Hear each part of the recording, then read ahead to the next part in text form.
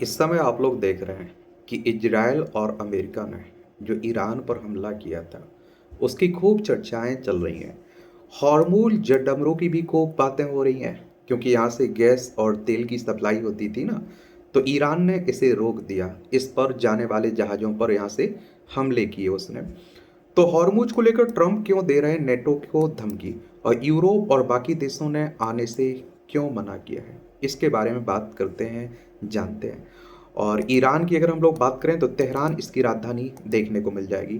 NATO की बात करें तो the North Atlantic Treaty Organisation की बात हो रही है। उत्तरी अटलांटिक संधि संगठन एक सैन्य गठबंधन है जिसकी स्थापना 4 अप्रैल 1949 को हुई थी। ब्रुसेल्स बेल्जियम में इसका हेडक्वार्टर देखने को मिलेगा। संगठन ने सामूहिक सुरक्षा की व्यवस्था बनाई और जिसके अंतर्गत सदस्य राज्य बाहरी आक्रमण की स्थिति में सहयोग करने के लिए सहमत होंगे। तो ईरान के साथ अमेरिका और इजराइल की जंग में हॉर्मुज स्टेट राष्ट्रपति डोनाल्ड ट्रंप के लिए मुसीबत बन गया है। युद्धपोत भेजने की उनकी अपील के बावजूद यूरोप और अन्य देशों ने अभी तक कोई खास दिलचस्पी नहीं दिखाई है। और इसके बाद रविवार को ट्रंप ने यूरोपीय देशों को धमकी दी और कहा कि अगर वे हॉर्मुज स्टेट खोलने में मदद नहीं करते तो यह नेटो के भविष्य के लिए बहुत बुरा होगा। और ये बात उन्होंने फाइनेंशियल टाइम्स के साथ एक साक्षात्कार में और फ्लोरिडा से वॉशिंगटन लौटते हुए अपने एयरफोर्स वन विमान पर पत्रकारों से बात करते हुए दोहराई। और डोनाल्ड ट्रंप चाहते हैं कि अब यूरोप के देश भी इस युद्ध में शामिल हो जाएं। और ट्रंप ने उम्मीद जताई कि चीनी राष्ट्रपति के साथ बीजिंग में इसी महीने होने वाली उनकी प्रस्तावित बैठक से पहले चीन हॉर्मुज स्टेट खोलने में मदद करेगा। उन्होंने कहा कि चीन को उसका 90% तेल इसी स्टेट से मिलता है। और बीजिंग में ट्रंप और सी जिनपिंग की ये बैठक मार्च के अंत में होनी है, लेकिन ट्रंप ने कहा कि वह चाहते हैं कि इससे पहले ही चीन कोई कदम उठाए, क्योंकि बैठक 2 हफ्ते बाद होनी है और यह लंबा समय है। उन्होंने यह भी कहा कि उनकी चीन यात्रा टल भी सकती है, हालांकि उन्होंने इस बारे में कोई और स्पष्ट जानकारी नहीं दी। ट्रंप की यह टिप्पणी इस उस अपील के एक दिन बाद आई जिसमें उन्होंने चीन, ऑस्ट्रेलिया, फ्रांस, जापान, दक्षिण कोरिया, ब्रिटेन से हॉर्मुज स्ट्रेट को खोलने के लिए साझा प्रयास में शामिल होने को कहा था। और ईरान ने सक्रिय खाड़ी हॉर्मुज स्ट्रेट को लगभग बंद कर रखा है, जो कि दुनिया के तेल व्यापार के 20% हिस्से का एकमात्र रास्ता है। और इसकी वजह से तेल के दाम सोमवार को भी $100 के आसपास पहुंच गए। और तेल व्यापार से जुड़े जानकारों का कहना है कि अगर यह संघर्ष लंबा खिंचा तो तेल के दाम और भी बढ़ सकते हैं। और इस जंग में तेल के दाम बढ़ने से घरेलू स्तर पर भी ट्रंप पर दबाव बन रहा है। और इसी वजह से पिछले सप्ताह अमेरिका ने भारत समेत कई देशों को रूस का तेल खरीदने की हरी झंडी दी, जो जहाजों पर लदा है। और ये जहाज प्रतिबंधों के कारण समंदर में फंसे हैं। और ट्रंप ने यूरोप को लेकर क्या कहा, तो ट्रंप का कहना है कि यूरोप और चीन खाड़ी से आने वाले तेल पर काफी हद तक निर्भर हैं। ट्रंप ने अपने सहयोगी देशों को चेतावनी भरे अंदाज में कहा कि अगर कोई प्रतिक्रिया नहीं आती तो यह नेटो के भविष्य के लिए बहुत बुरा हो सकता है। उन्होंने कहा कि यह देखना दिलचस्प होगा कि कौन सा देश इस कोशिश में अमेरिका की मदद करता है। हालांकि उन्होंने ताजा बयान में किसी विशेष देश का नाम नहीं लिया, लेकिन उन्होंने नेटो गठबंधन और उन देशों का जिक्र जरूर किया जिनके बारे में उनका मानना है कि उन देशों को अपनी खुद की सुरक्षा करने की जरूरत है। 2 दिन पहले ही ट्रंप ने ट्रूथ सोशल पर लिखा, उम्मीद है कि चीन, फ्रांस, जापान, दक्षिण कोरिया, ब्रिटेन और दूसरे देश जहाज भेजेंगे ताकि स्टेट ऑफ हॉर्मुज को ऐसे देश से खतरा ना हो जो पूरी तरह खत्म हो चुका है। ट्रंप ने चेतावनी दी कि अगर दूसरे देशों से कोई जवाब नहीं आता तो यह नेटो के भविष्य के लिए बहुत बुरा हो सकता है, क्योंकि यूरोपीय सहयोगियों के प्रति अमेरिका बहुत नरम रहा है। अमेरिकी राष्ट्रपति ने आगे कहा कि हमें यूक्रेन के लिए उष्ण की मदद करना जरूरी नहीं था। यूक्रेन हमसे हजारों मील दूर है, लेकिन हमने उसकी मदद की है। अब हम देखेंगे कि क्या वे हमारी मदद करते हैं, क्योंकि मैं लंबे समय से कहता आया हूं कि हम उनके लिए खड़े रहेंगे, लेकिन वे हमारे लिए खड़े नहीं रहेंगे। और मुझे यकीन है कि वे खड़े होंगे। मुझे यकीन नहीं है कि वे खड़े होंगे। ट्रंप ने कहा, 2 हफ्ते पहले ब्रिटेन के प्रधानमंत्री अपने 2 विमान वाहक पोत हॉर्मुज भेजने से हिचकिचा रहे थे। उन्होंने कहा कि अब जब हमने इसे काफी हद तक तबाह कर दिया तो उन्होंने कहा कि हम अपने विमान वाहक पोत भेजना चाहते हैं। इस पर मैंने कहा, जंग जीतने के बाद मुझे उनकी जरूरत नहीं है। ट्रंप ने कहा, मुझे उनकी जरूरत तब थी जब हम जंग शुरू कर रहे थे, इसलिए हमें समर्थन मिले या ना मिले, मैं इतना कह सकता हूं कि मैंने उनसे भी कहा हमें इसे याद रखेंगे। ट्रंप ने कहा कि उन्होंने जिन्हें देशों से हॉर्मुज स्ट्रेट की सुरक्षा के लिए युद्धपोत भेजने की अपील की, उनकी मदद करने या नहीं करने, दोनों की स्थिति में वह याद रखेंगे।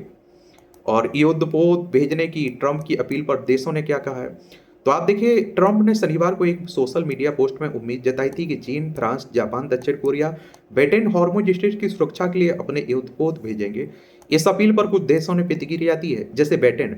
ब्रिटेन के रक्षा मंत्रालय के प्रवक्ता ने कहा कि जैसा कि हम पहले ही कह चुके हैं कि हम क्षेत्र में शिपिंग की सुरक्षा सुनिश्चित करने के लिए अपने सहयोगियों और साझेदारों के साथ कई विकल्पों पर चर्चा कर रहे हैं।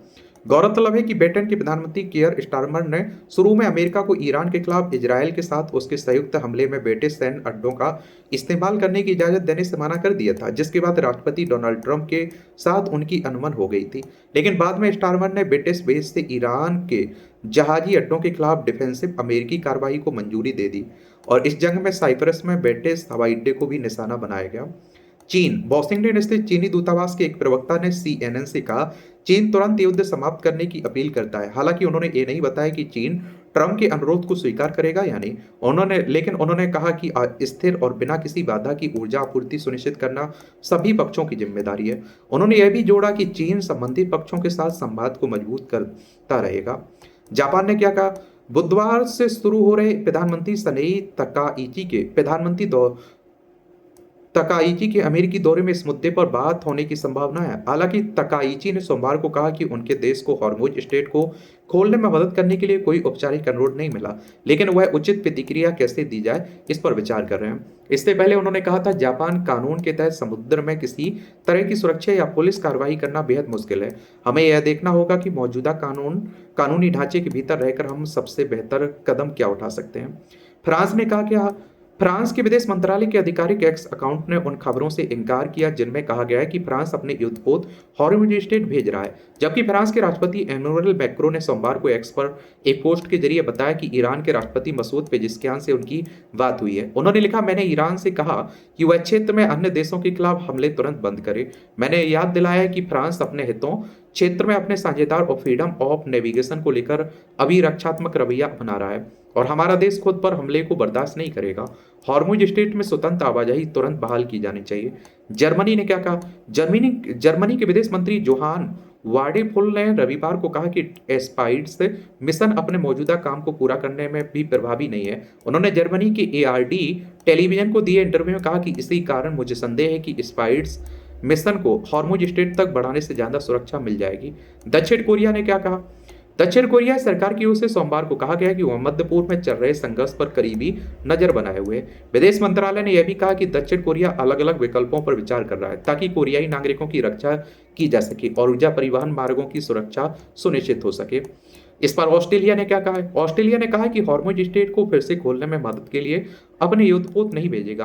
प्रधानमंत्री एंथनी अल्बनीज की कैबिनेट की सदस्य कैथरीन किंग ने सरकारी प्रसारक एबीसी को दिए इंटरव्यू में कहा कि हम हॉर्मुज स्ट्रेट में युद्धपोत नहीं भेजेंगे। हमें पता है कि यह कितना महत्वपूर्ण है, लेकिन इसके लिए हमसे ना तो अनुरोध किया गया ना ही हमें इसमें कोई योगदान दे रहे हैं। यूरोपीय संघ ने क्या कहा? यूरोपीय संघ के विदेश मंत्री सोमवार को पश्चिम एशिया में चल रहे छोटे नौसैनिक मिशन को मजबूत करने पर चर्चा करेंगे। हालांकि राजनयिक और अधिकारियों के अनुसार इस मिशन का दायरा बढ़ाकर बंद पड़े हॉर्मुज स्ट्रेट तक करने पर चर्चा होने की संभावना नहीं है। यूरोपीय संघ स्पाइड्स मिशन 2024 में शुरू किया गया था। इसका उद्देश्य लाल सागर में यमन की हूती विद्रोही समूह के हमलों से जहाजों की सुरक्षा करना था।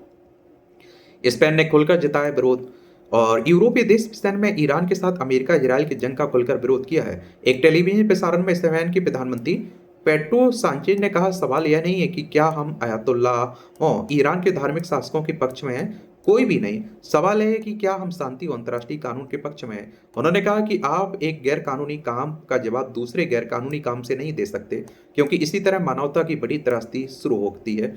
गाजा पर जंग को लेकर बोलने वाला स्पेन यूरोप का एकमात्र मुखर देश रहा है और इसके बाद ट्रंप ने स्पेन से सारे व्यापारिक रिश्ते खत्म करने की धमकी भी दी थी। ईरान बातचीत के लिए बेताब है, ट्रंप कह रहे हैं। तो ट्रंप ने कहा कि ईरान बातचीत करना चाहता है। उन्होंने यह भी कहा कि गलत जानकारी फैलाने के लिए ईरान एआई का इस्तेमाल कर रहा है। एयरफोर्स वन में पत्रकारों से बातचीत के दौरान ट्रंप ने कहा कि ईरान समझौता करने के लिए बेताब है। कूटनीतिक बातचीत के बारे में उन्होंने बताया, हमें उनसे बात कर रहे हैं, लेकिन मुझे नहीं लगता है कि वे अभी तैयार हैं। हालांकि वे काफी करीब पहुंच रहे हैं। जब ट्रंप से पूछा गया क्या वह ईरान पर जीत की घोषणा करने के लिए तैयार है, तो उन्होंने कहा ऐसा करने की कोई वजह नहीं है। उन्होंने यह भी कहा कि अमेरिका ने इतना नुकसान पहुंचाया है कि अगर हम अभी उन्हें छोड़ दें तो उन्हें दोबारा खड़े होने में 10 साल लगेंगे। ट्रंप ने यह भी आरोप लगाया कि ईरान के नए सर्वोच्च नेता मुज्तबा खामनेई के समर्थन में एक चौक पर हजारों लोगों की जुटने की तस्वीरें हैं। कामीकाजी बोट से जुड़े दावे और यूएसएस अब्राहम लिंकन पर हमले की खबरें एआई से बनाई गई हैं। हालांकि उन्होंने इसके लिए कोई सबूत नहीं दिया। बातचीत को लेकर ईरान ने क्या कहा है? तो ईरानी विदेश मंत्री सैयद अब्बास अरागची ने दावा किया कि ईरान ने कभी युद्ध विराम या बातचीत की मांग नहीं की। अरागची ने रविवार को कहा कि ईरान ने कभी भी युद्ध विराम की मांग नहीं की और न ही बातचीत की मांग की। बीबीसी के अमेरिकी साझेदार सीबीएस न्यूज से बात करते हुए अब्बास अरागची ने कहा, हमने कोई वजह नहीं दिखती हम अमेरिकियों से बात करें, क्योंकि जब हम उनसे बात कर रहे थे तो उस समय उन्होंने हम पर हमला करने का फैसला किया। अरागची ने हॉर्मुज स्ट्रेट पर कहा कि ईरान उन देशों से बातचीत करने को तैयार है जो हॉर्मुज स्ट्रेट से जहाजों की सुरक्षित आवाजाही पर चर्चा करना चाहते हैं। कई देशों ने ईरान से संपर्क किया ताकि उन्हें हॉर्मुज स्ट्रेट से सुरक्षित रास्ता मिल सके। गौरतलब है कि भारत के 2 जहाज हाल ही में हॉर्मुज स्ट्रेट से भारत रवाना हुए और जिसे भारत के विदेश मंत्री ने बातचीत का नतीजा बताया। सीबीएस ने अरागची ने यह भी कहा कि ईरान की न्यूक्लियर फैसिलिटीज अब मलबे में दब चुकी है और फिलहाल उन्हें वापस बनाने का कोई कार्यक्रम या योजना नहीं है। इस बीच ईरान ने अब इजरायल और अमेरिकी सैन्य केंद्रों पर भारी और तेज सेजिल मिसाइलों का इस्तेमाल शुरू कर दिया है। बीबीसी फारसी के मुताबिक आईआरजीसी ने रविवार को एक बयान में कहा, इन हमलों में खुर्रम शहर मिसाइलों का इस्तेमाल हुआ। पहली बार इस ऑपरेशन में 4 खास स्ट्रेटेजिक मिसाइलें और सॉलिड फ्यूल वाली सेजिल मिसाइल का भी इस्तेमाल किया गया है। बाकी आप लोग क्या सोचते हैं, अपनी राय बता सकते हैं। धन्यवाद।